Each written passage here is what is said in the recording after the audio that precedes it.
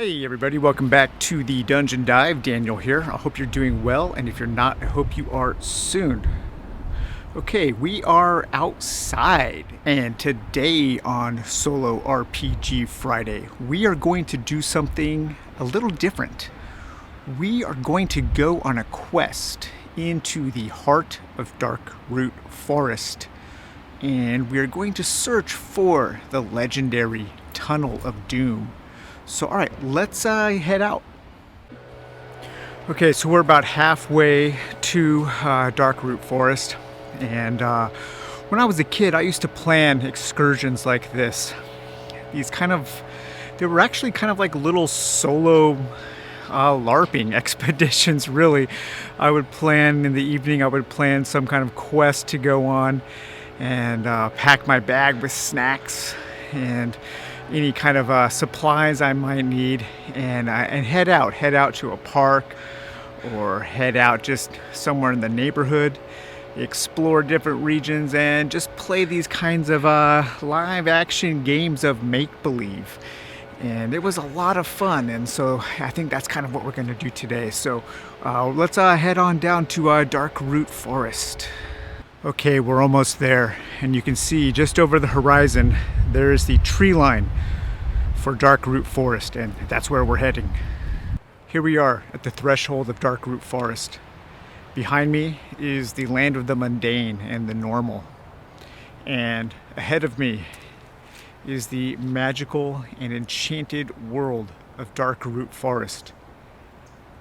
So let's get our quest underway. We're going to be looking for the Tunnel of Doom.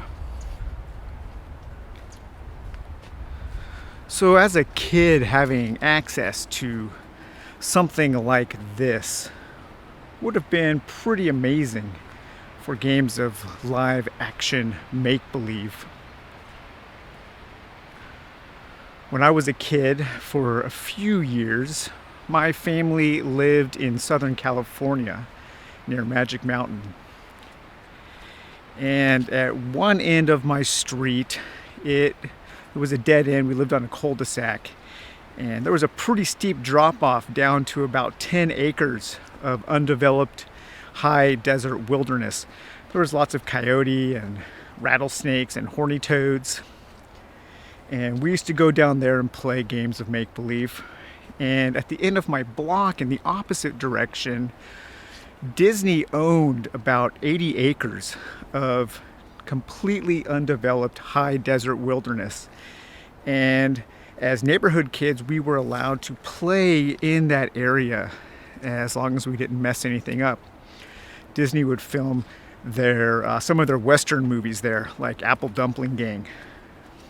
So we had a lot of fun playing games of make-believe in that area.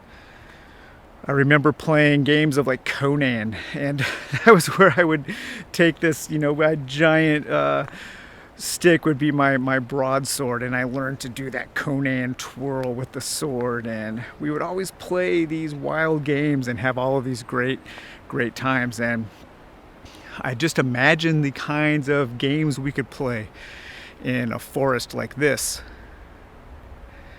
I imagine the games of Return of the Jedi. We have the Forest of Endor here. That would have been really, really cool. Or something like Lord of the Rings. And it's always fun to have access to these kinds of areas as a kid. They really do spark the imagination, and they make it easy to get lost in hours and hours of play. And play as a kid in those kinds of worlds of make-believe really is like live action role-playing, except you're not governed by rules. You're governed by a sense of really just a sense of freedom, of just what exists in your imagination. So anyways, I'm going to shut up for a few minutes, and we're just going to explore Darkroot Forest.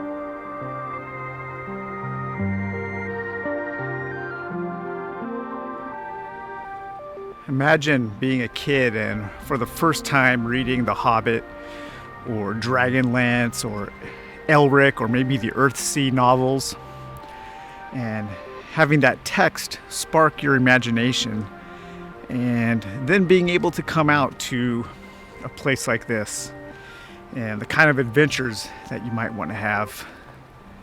Seeing something in the distance, coming up with some kind of story in your head about why it exists, what kind of ancient civilization built it, what was it used for, what is it being used for now. It's like, I think there's some kind of old shrine over here. It's probably been here for thousands of years.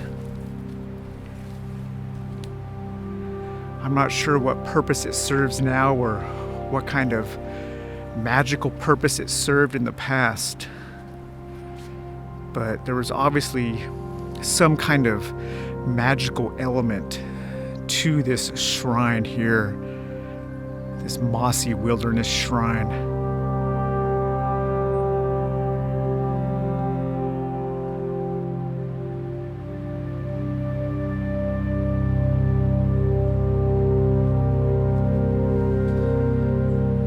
There in the distance, some kind of hermit's hut. Probably best to stay clear of the hermit of Darkroot forest. Here we have the swamps of despair. You definitely don't want to get trapped in there. So even as a kid, I gravitated towards playing alone, even if it was with toys or games of real-life make-believe. It was always more fun for me, and it was always more simple, less complex, because I didn't have to explain my rules, the rules of my world, to other people. I didn't have to explain the power levels of my heroes or the power levels of, certain weapons that I would find. I didn't have to explain to somebody else that in my world of G.I. Joe, Storm Shadow never went to Cobra. He and Snake Eyes remained good friends, and they were a team. That is a big reason why I have gravitated over the many years of board games and role-playing games, gravitated more towards just playing solo.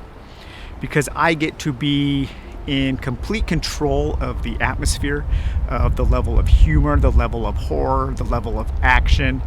I don't have to explain to somebody else. I don't have to, my fun isn't contingent on somebody else's fun. And I don't have to second guess whether or not somebody is having fun at the table. I don't have to worry about being entertaining.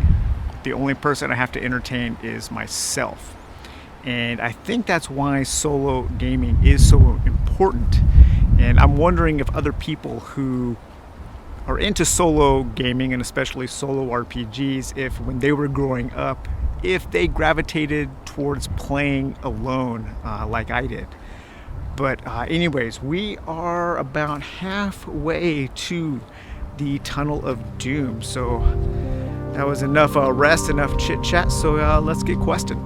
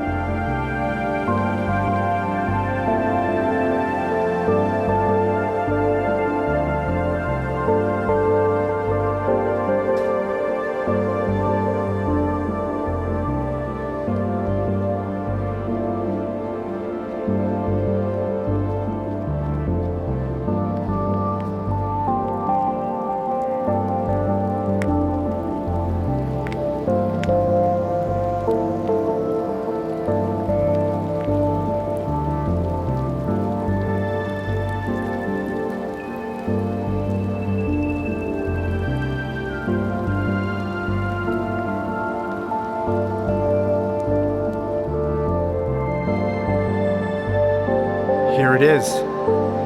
The legendary Tunnel of Doom. We found it.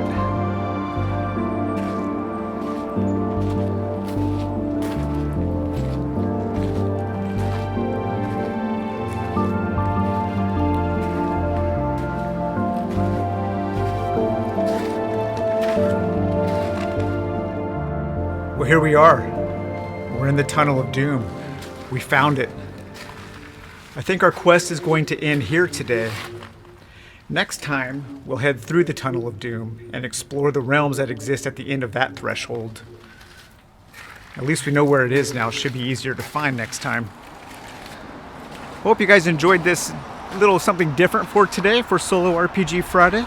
Sometimes it's nice to just get out of the hobby room and stretch the imagination in different ways. I hope you enjoyed the brief discussions on solo play, on games of kind of live action LARPing that we used to play as, or I used to play as a kid, and just the importance of solo play, the importance of really being able to control the kind of fun that you want to have, the kind of game that you want to experience. But anyways, I hope you guys enjoyed this, and we will talk to you later. Bye-bye.